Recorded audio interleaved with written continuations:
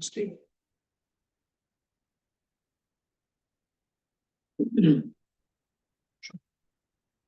Thank you.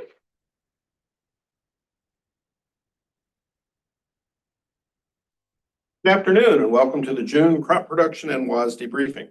My name is Lance Honig and I serve as chair of the Agricultural Statistics Board at NASS.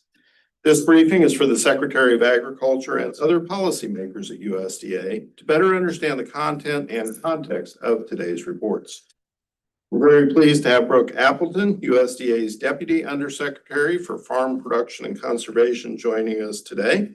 And of course, we also welcome Dr. Justin Benavidez, USDA's Chief Economist. I would like to share that we do have a number of visitors in the room with us today, mostly folks from the Interagency Council on Statistical Policy and some other USDA staff from across the organization today. So welcome to all of them. Before I turn things over to our presenters, I do have a few notes for our live streaming audience. The crop production and WASDE reports are considered principal federal economic indicator reports. The Office of Management and Budget provides specific guidance on how these important reports are to be released. OMB statistical policy instructs policymaking officials to refrain from making public comment regarding the content of these reports within 30 minutes of their release. Therefore, we will not be taking questions from the public during this briefing. Both NASS and World Board staff are available for phone or email questions, and NASS will host a social media event at 1:30 p.m. Eastern Time this afternoon. We strive to have everything presented at this briefing match the official record. However, should there be any discrepancy, always refer to the official published estimates. With that, I'm going to turn things over to Anthony Perlman. He is the acting chief of the NASS Crops Branch. Anthony will be immediately followed by Dr. Mark Jekanowski, chair of the World Ag Outlook Board. Anthony.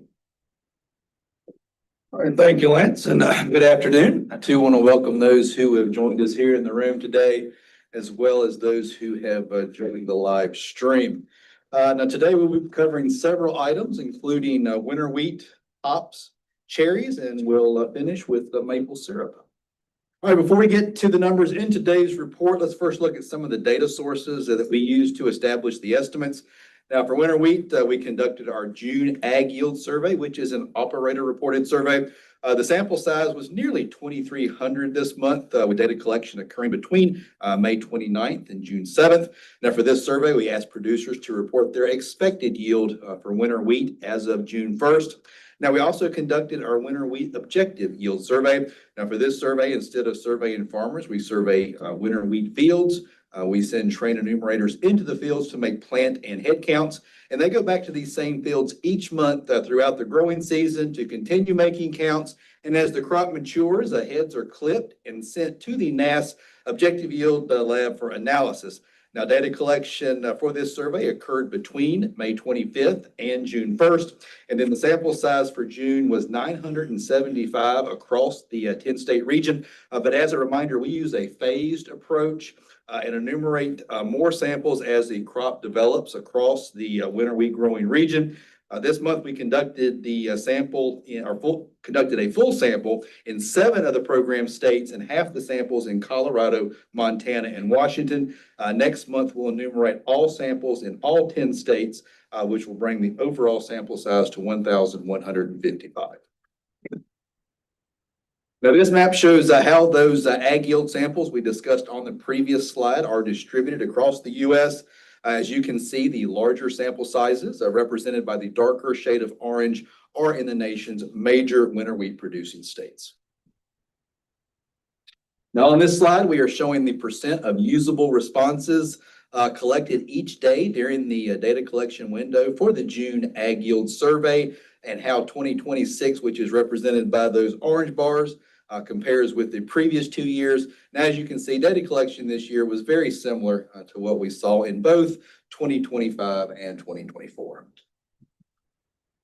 All right, let's look at the current condition of this year's winter wheat crop. Now, as a reminder, this information comes from our weekly crop progress and condition survey. Each line on the graph represents the percent of the crop rated in good to excellent condition between 2021 and 2026. And then the red line represents the current year. Now, as you can see, conditions declined over the winter months and have continued to drop throughout the spring. As of May 31st, which represents the closest rating condition to the June 1st survey reference date, 26% of the acreage was rated in good to excellent condition, compared with 52% rated in these two categories at the same time last year. And then in our most recent crop progress report that we issued this past Monday, conditions continue to decline with 25% rated in good to excellent condition. All right, let's look at how this year's crop is developing by looking at how the percent headed compares to the previous 5 years. Now, this data also comes from our weekly crop progress and condition survey. And again, 2026 is represented by the red line. Now, 87% of the acreage was rated on May 31st. I was headed on May 31st compared to 82% at the same time last year and the 5-year average pace of 79%. Now, I will also note that as of May 31st, 5% of the U.S. Acreage had been harvested, with 23% of the acreage harvested in both Oklahoma and Texas. All right, let's now look at the winter wheat numbers that were published in today's report. U.S. Planted winter wheat acres are estimated at 32.4 million. That is unchanged from the previous estimate, but down 2.2% from last year. Harvested acres in the U.S. are forecasted just over 22 million, also unchanged from our previous forecast, but down 13.7%, or nearly 3.5 million acres from last year. And as we stated last month, if realized, this will be a record low harvested area for the U.S. Now, as of June 1st, yield is forecast at 46.8 bushels per acre. That is down 1.7%, or 0.8 of a bushel from the May forecast, and down 14.8%, or 8.1 bushels from 2025. Production is forecast at 1.03 billion bushels. That is down 1.7% from last month's forecast and down 26.5% from the previous season. And then lastly, the bottom table on the slide shows the top 5 winter wheat producing states in 2026 and how the numbers compare to the previous season. Now, looking at the U.S. average yield over the past 30 years with the trend line yield plotted, you can see how this year's forecasted yield of 46.8 bushels is the lowest since 2015 and below trend. All right, let's now look at the current yield forecast by state. Let me give a quick overview of how to read this map. The top number in each state represents the value as indicated in the title. For this particular map, that is the state's current winter wheat yield forecast. The bottom number represents the percent change from the previous month.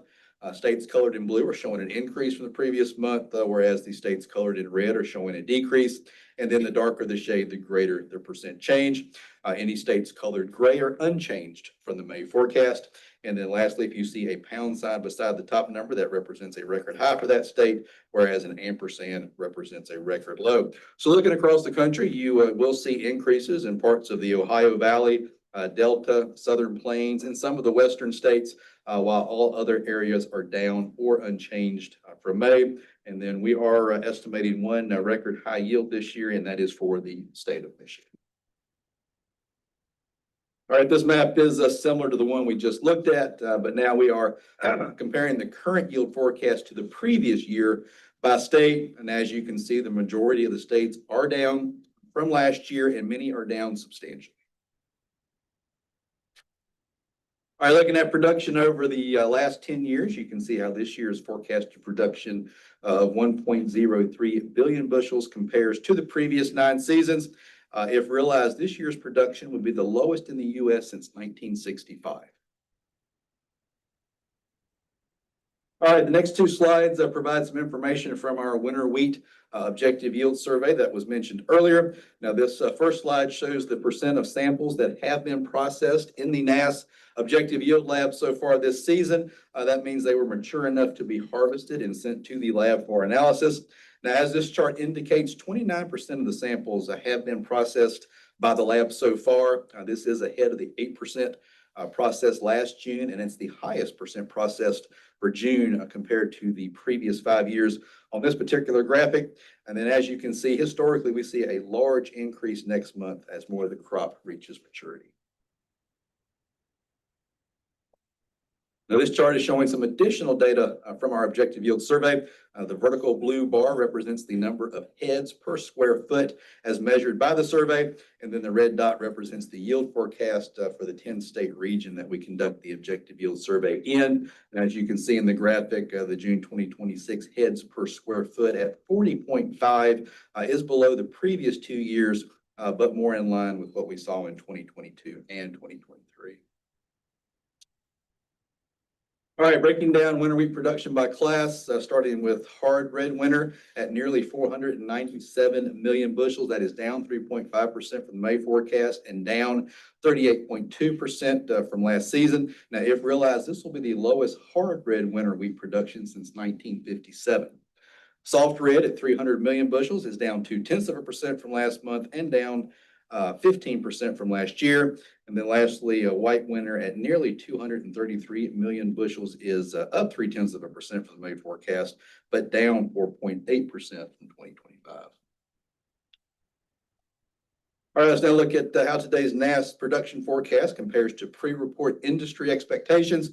Each blue dot on the chart represents an individual industry member's published expectations of winter wheat production. The red square represents the NASS production forecast of 1.03 billion bushels. And then as you can see, the NASS forecast does fall within the range of expectation. All right, let's now look at some of the other crops included in today's report, starting with hops. Now, June represents the first forecast of the season for acres strung for harvest, which is currently forecast at 41,600. That is down just fractionally from the previous season. And then if realized, this will be the lowest number of acres strung since 2014, and it continues the decline that started back in 2022. And then as a reminder, this total represents the 3 states of Idaho, Oregon, and Washington. All right, looking at the current forecast for both sweet and tart cherry production in 2026, sweet cherry production is forecast at 311,000 tons, down nearly 17% from the previous season, and the lowest U.S. production since 2022. Various weather issues this year in sweet cherry producing states is the reason for the decline. Production in Washington, which is the largest producing state, is down 23% compared to last year. Now, looking at tart cherry production, that is forecast at 91 million pounds, down 36% from last year. Frost damage in both estimating states of Michigan and Utah negatively impacted production this year. Production in Michigan, which is the largest tart cherry producing state, is expected to be down nearly 25% compared to last year. Now, since production of sweet and tart cherries are published in different units, we included the pie chart in the lower left-hand corner, which shows how the two relate to total U.S. cherry production. Sweet cherries make up 87% of the total production in 2026. And then lastly, the graphics on the right just give you some perspective of how production has varied over the recent years. All right, today's report also includes our annual maple syrup estimates. Production is estimated at nearly 5.9 million gallons. That is up 3.1% from last season. Now, Vermont, the largest producing state, accounted for nearly 50% of the total taps in the U.S. And the state's production of nearly 3.1 million gallons represents 47% of total U.S. production. And then record high maple syrup production was estimated in New York this year. All right, this slide just highlights a few of the upcoming reports through the rest of June and into July. On June 17th, we'll be releasing our floriculture report. June 18th, cattle on feed. June 25th, hogs and pigs. Do ag prices on June 29th. June 30th will be a big day for us. They'll be releasing acreage, grain stocks, and rice stocks. As always, our CARES reports will come out the first business day of the month, and then we'll be back here on July 10th for the next crop production. Now, as mentioned earlier, Lance will be on X at 1:30 today for Stat Chat, answering questions about the numbers in today's report. So this concludes today's NASS briefing. I will now turn it over to Mark to cover the WASDE. All right, thank you, Anthony. All right, I'm gonna walk you all through the WASDE report, supply and use balance sheets for all the major commodities. Just a little bit of a preview of a few things we'll focus on. Of course, we incorporate into the wheat balance sheets all of the information we got from NAS this morning that Anthony just discussed.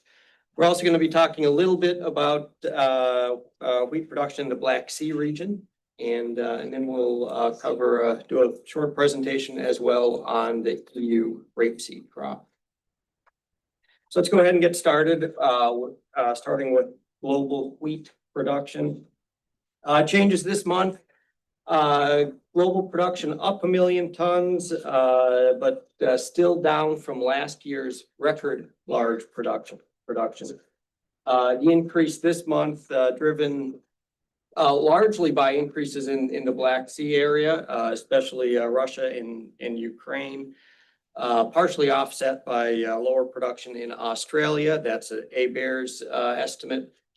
Their reduced area, and it nets out to a 1.5 million ton increase for foreign producers, which more than offsets the 500,000 ton reduction in the US. So let's talk a little bit about Russia and Ukraine. Important changes this month. This is just a map of the main growing regions for winter wheat in both Ukraine and Russia. And the key story here, I have quite a few slides, but the story is really quite simple. Conditions in the Black Sea region have been really, really favorable, nearly ideal for winter wheat production this year. A lot of rain, good precipitation across all of the major main growing regions. And we can look at this in terms of the rainfall. This is a rainfall trace, so it basically just shows the cumulative rainfall over time. So kind of starting in the eastern part of this region that we're focused in here in Ukraine, you can see above average rainfall that 2026 is the red line.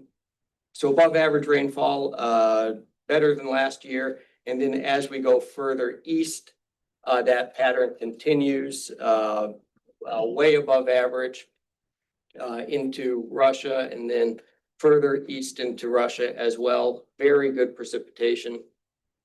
Favorable temperatures as well. So again, the key story here is really excellent growing conditions for winter wheat across this Black Sea region. And it shows up as well on the vegetative health index. It's strong across the main growing areas. Those deep blues suggest very healthy vegetation in these winter wheat growing areas. But on the other hand, a small offset here, given all of the rain that we've seen, the precipitation that we've seen throughout the spring, it was beneficial for winter wheat. Spring wheat grown a little bit further east and north. In those areas of Russia, they've had trouble getting the crop in the ground because of that excessive rain, excessive moisture. So this is just a graph here of the planting progress to date. And you can see the red line, 2026, way at the bottom there. That crop is going in very slowly. The window for getting that crop in is closing rapidly at this point. So it's unlikely that Russia is going to achieve the spring wheat acreage that it likely had planned. So we cut our spring wheat acreage forecast this month, so that offsets some of that increase in winter wheat production, but still overall the increase in winter wheat dominates and leads to that increased production forecast for Russia wheat this month, along with Ukraine as well. So in terms of the global wheat supply and use balance sheet, fairly small changes here. So focusing on the back year, so the 2025-2026 year, I'll just note the main change to focus on here is an adjustment in global trade. We made some back year trade revisions where we raised the wheat exports for Russia, EU, and Ukraine, partially offset by lower adjustment to Australia's exports. And then for the out year, for the 2026-2027 crop year, just a relatively minor changes across the board. Few things to note. Feed use up 1.3 million tons. That mainly reflects higher feed use in Russia, given the large crop that we're projecting there. And trade, global exports, global trade raised 300,000 tons. That is mainly higher exports out of Ukraine that are partially offset by lower exports from Australia. U.S. wheat balance sheet. Here, this is incorporating the changes that Anthony just talked about before I came up here. So lower U.S. wheat production, largely reflecting that smaller HRW crop. Worth pointing out here that in terms of, so this is a change from the May estimate. This is the first May to June reduction in the size of the U.S. wheat crop since 2014. Typically, the crop, those estimates tend to be fairly stable or get slightly larger. So I think that just emphasizes the poor outlook for this year's winter wheat crop, especially in the plains. In terms of wheat prices, on the back year, 2025, 2026, it's not noted here explicitly, but we did raise our season average price by 5 cents per bushel, just reflecting current data. But on the other hand, for the 2026-2027 crop year, we lowered our season average farm price forecast by 50 cents per bushel, just reflecting some recent declines in futures data, soft prices, and also consistent with large global supplies, especially the large crop expected in the Black Sea region, especially Russia.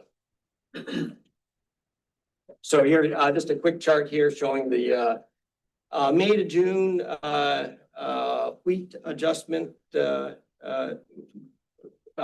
May to June wheat forecast changes going back to 2012. You'll note that this year's change, first one in a dozen years. And also worth pointing out in terms of the total U.S. wheat production, so this would be winter wheat plus the current forecast for spring wheat and durum. We're looking at the lowest U.S. all wheat production since 1970. All right, let's move into rice. Very few changes here, as you can see, in terms of global rice production. On the back year, we made a revision for India, raised India's rice production forecast by 2 million tons, and that is just based on official data from India, their third advanced estimate. And that, of course, would be for India another new record on the back year, something like their 10th or 12th in a row.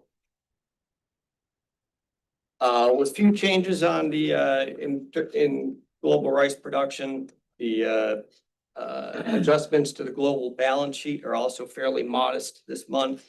On the back year, total rice use up 2 million tons. That is largely driven by India and the larger crop there. We also raised India's exports by 500,000 tons, reflecting that larger production. And then for the out year, 2020, 26, 27, really negligible changes to the balance sheet this month. In terms of the U.S. balance sheet, the U.S. rice balance sheet, here again, the focus is mainly on the what we'd call the old crop, or really the current the crop currently being marketed. 2025, 2026 crop. Made a few adjustments here, primarily regarding rice trade. We lowered our import forecast, 500,000 hundredweight. That reflects lower medium short grain imports, mainly reflecting a slower pace of shipments into Puerto Rico. And then our export forecast, we lowered by 1,000,000 hundredweight, and that is long grain, lower long grain exports, especially milled rice. Two main markets for U.S. milled rice, Iraq and Haiti. Iraq exports there likely slowed a bit due to the tensions in the Middle East. And for Haiti, another real very important market for milled U.S. rice, we're seeing a lot more competition from Pakistan going into that market. And the result of that, higher ending stocks for the back year carrying into the out year, 2026, 2027. No other changes to the balance sheet. So those higher beginning stocks just drop down into an increase in ending stocks. For the current crop year, we're looking at the highest stocks, highest U.S. stocks since the mid-1980s. Moving into corn, global corn production. So here focusing again, mostly on the 2025, 2026 crop. So this is the crop that's still being harvested in the Southern Hemisphere. Made some adjustments there, as you can see, to Argentina, Brazil, and Mexico. Argentina, we raised 2 million tons.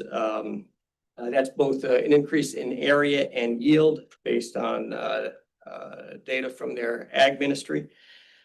Brazil raised 3 million tons. That's an increase in both the first crop corn that has already been harvested and the second crop corn where harvest is just still in the early stages, and that this increase is basically reflecting government data showing favorable crop outlook there.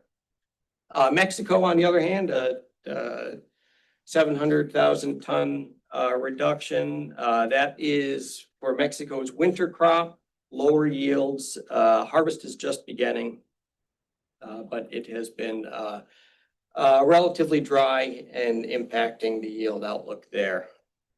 The other big change that has to be noted here in terms of global crop production is India. Again, a very large increase in India's corn production forecast. And here again, this is just reflecting government data. India's third advanced estimate, higher area and yield, leading to a big jump in their corn production outlook. And with that big increase in the back year in India, we carry some of that area increase into our forecast for the next year's crop. Global supply and use for corn. Again, focusing on the 2025, 2026 crop, feed use increased 4.1 million tons.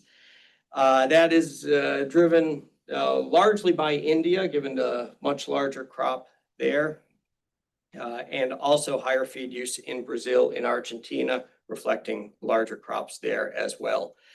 Our export forecast for the back year raised 3.4 million tons. That is mainly higher exports out of India, big crop, US, Russia, and Paraguay. And then for the out year, the main adjustment there is a higher carry-in, higher beginning stocks,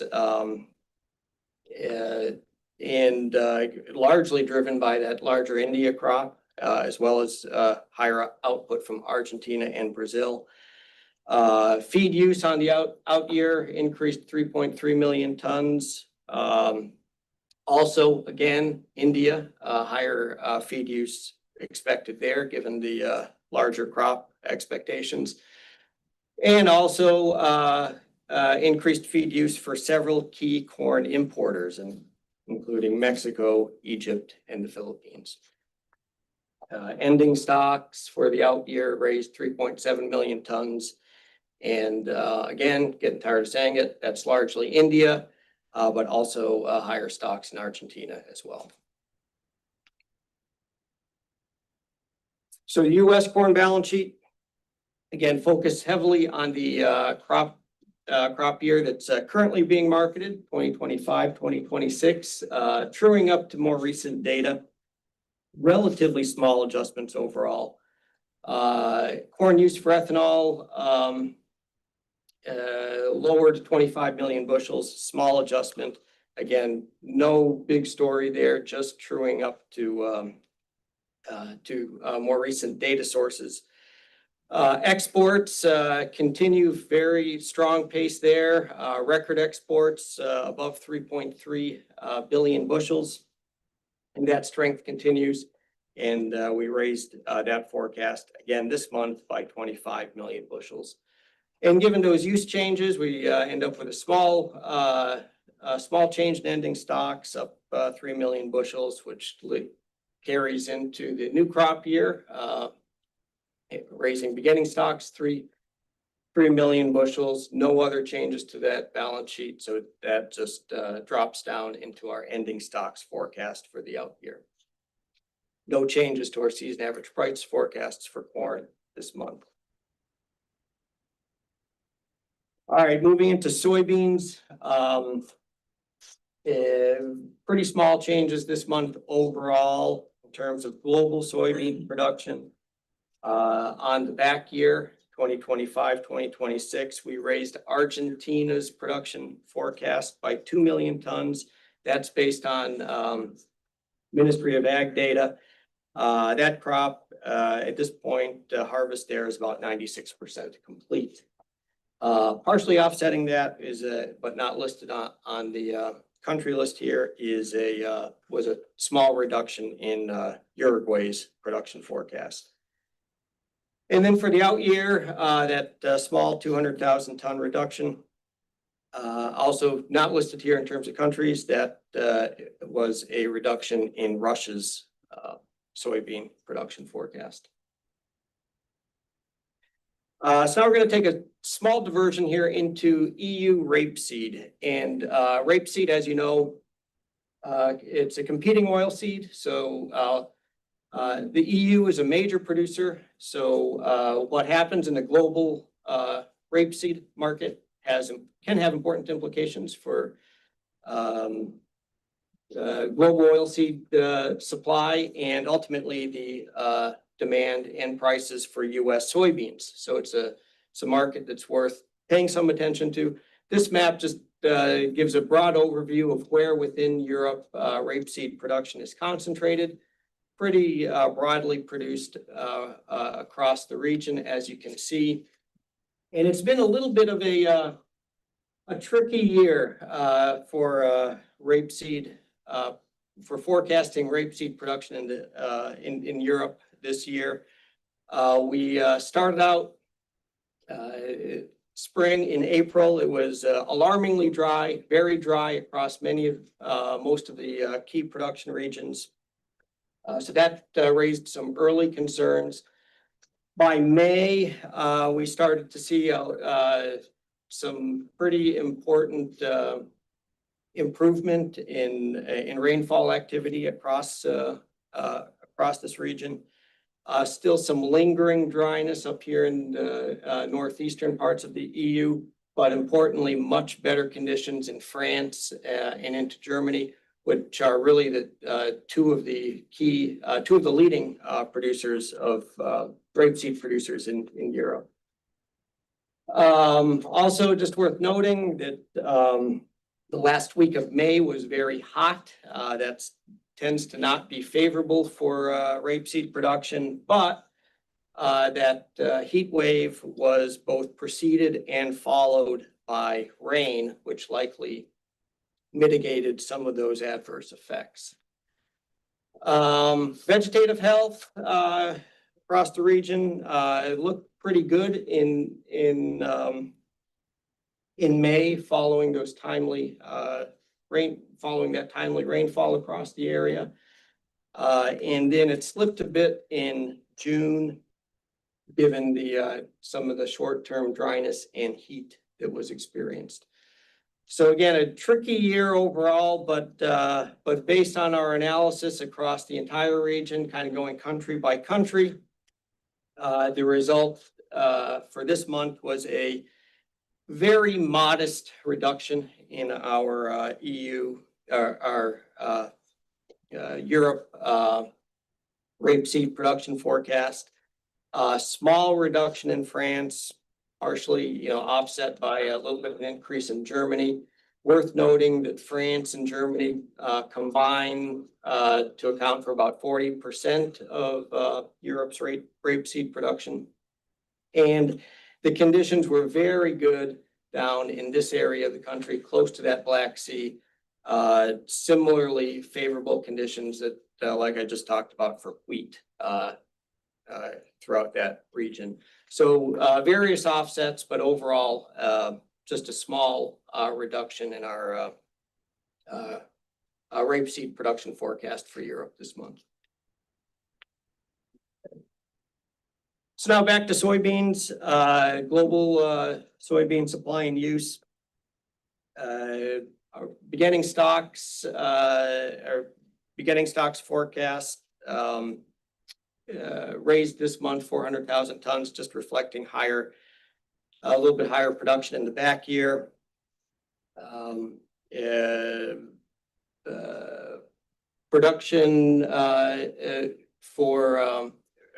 Production for the new crop year down a bit in Russia as well, offsetting some of that, leading to a small increase in total supply. And then the other changes across the balance sheet are small and not much of a story behind them overall.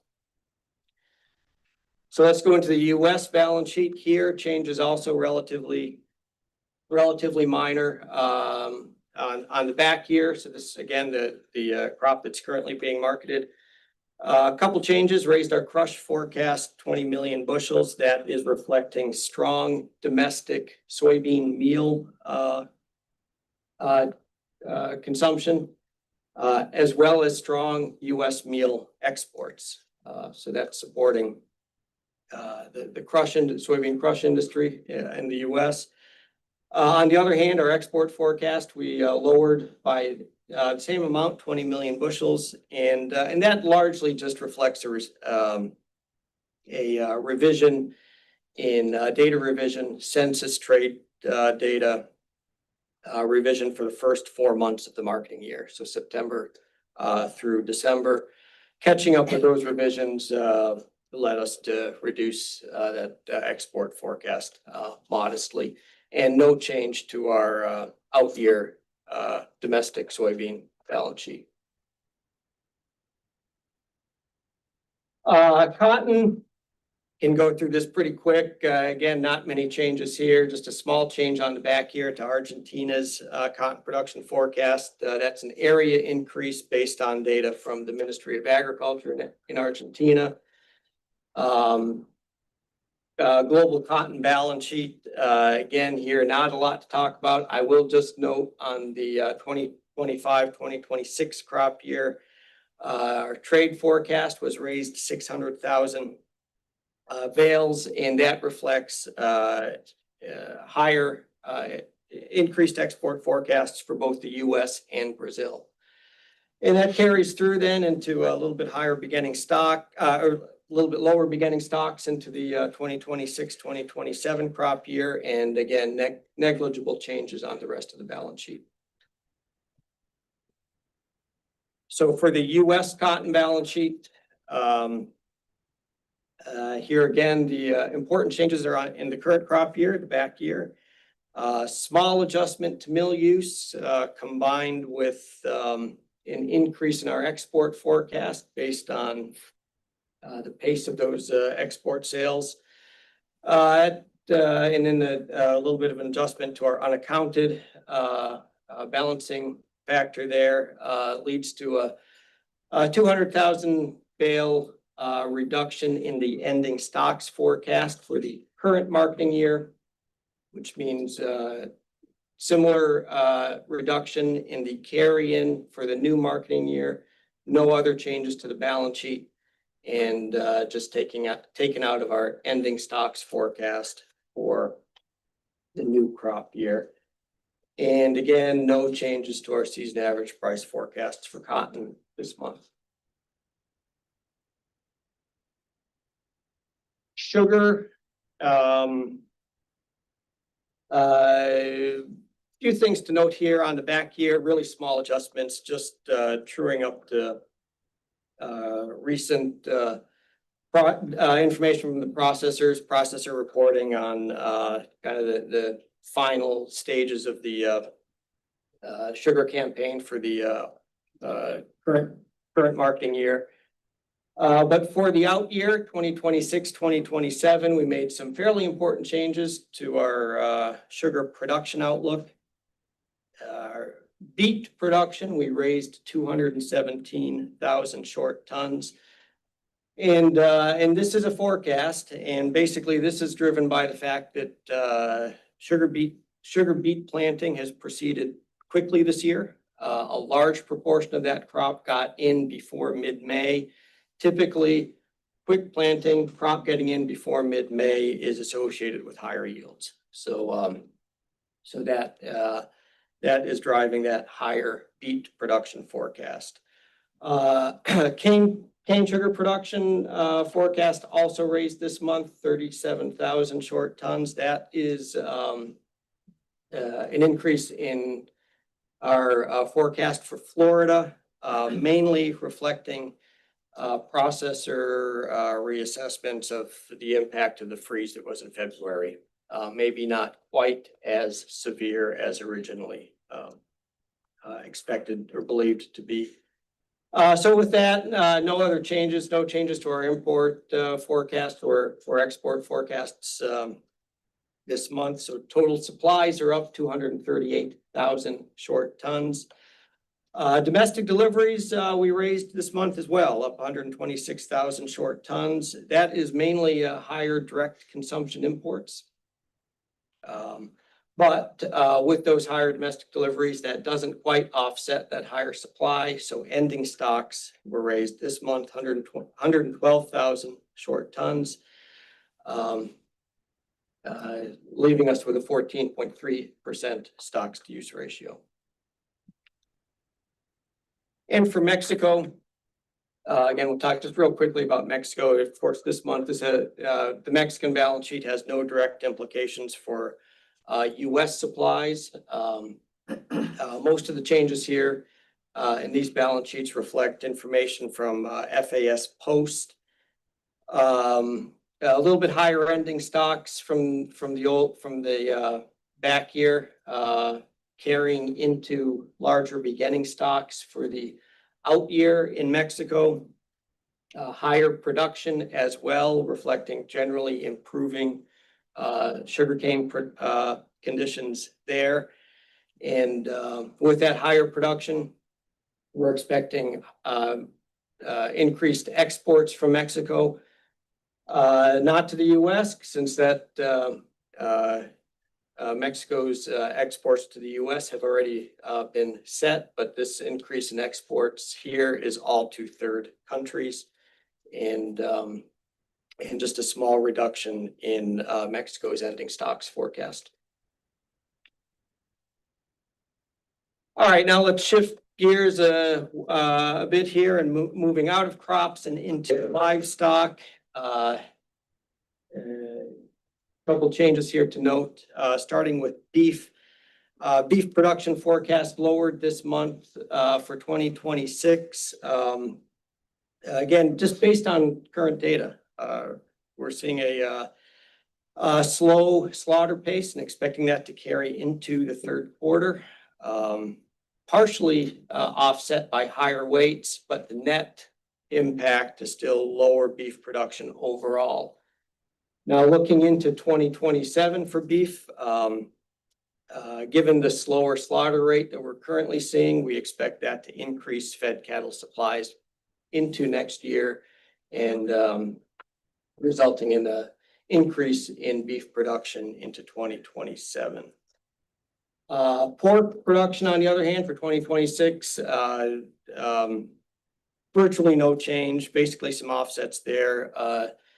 Lower pork slaughter volume offset by higher weights, leaving production virtually unchanged. And then for 2027, a little bit of an increase there in our pork production forecast, driven by expectations of higher weights. Broiler production forecast raised 230 million pounds for 2026 this month. Basically, what we're seeing here is good margins in the broiler industry, strong margins, leading to higher production, higher inventory. That's reflected in hatchery data and higher weights as well. So broiler production up this month for 2026, and expecting some of that growth to carry into 2027 as well.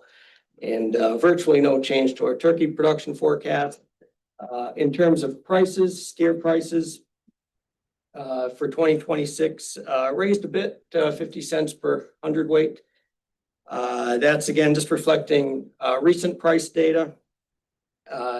The adjustment was limited this month just to the second quarter, reflecting strong prices in May. Didn't make any change to our 2027 price forecast.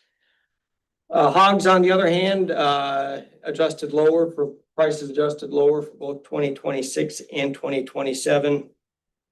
Basically, margins are still good. The hog industry is still healthy, but we're seeing a little bit weaker demand on the pork side.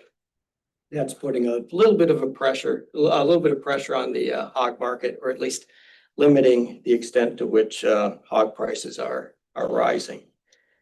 Poultry prices, broilers and turkeys,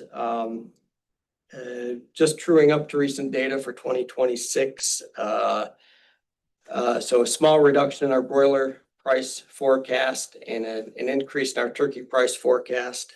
And then for broilers for 2027, we adjusted our price lower to 2.5 cents per pound this month, reflecting higher supplies. In terms of U.S. meat trade, really just truing up to recent data. No fundamental story driving these changes. Just note maybe that our turkey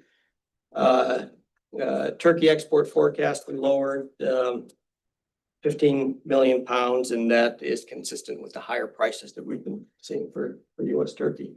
Otherwise, all of the changes, as you can see there, are fairly negligible this month. And in dairy, story here in terms of U.S. milk production continues to be growth. So we raised our milk production forecast for both 2026 and 2027, reflecting a combination of both higher inventories, more cows, and increased milk per cow, so higher productivity. So more cows and being more productive, leading to those higher milk production forecasts.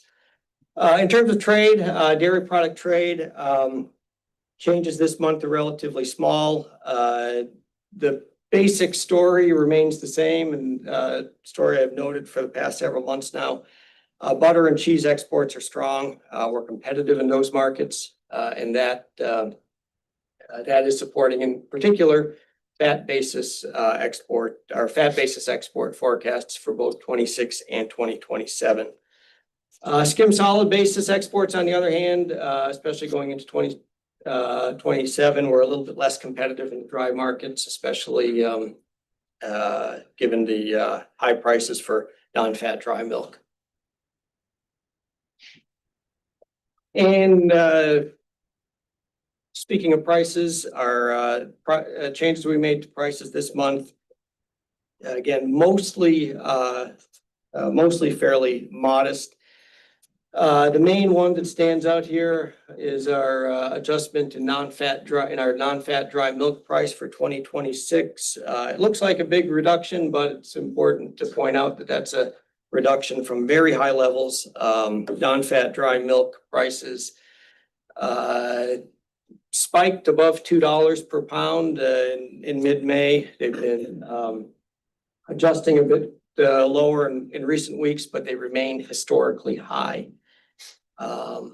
And then so that's product prices. So then in terms of class prices for the 2026 year, the class prices lowered for both class 3 and class 4, reflecting those dairy product price changes. All milk price was reduced by 50. This is of course all milk price forecast for all of 2026 reduced by 55 cents per hundredweight.